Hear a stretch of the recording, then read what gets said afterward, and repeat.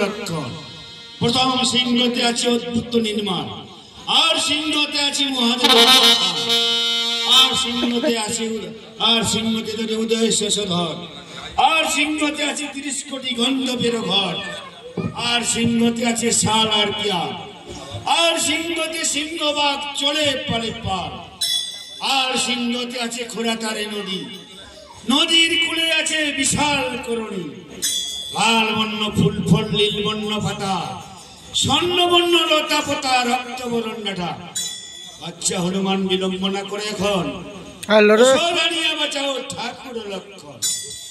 18 বছর কেমনে ফিরবে রাত্রির ভিতর, কেন এবার শ্বশুর বাধ্য আমার গর্ভে, আজ লক্ষণ মরিলে কি করিবে ওষুধে।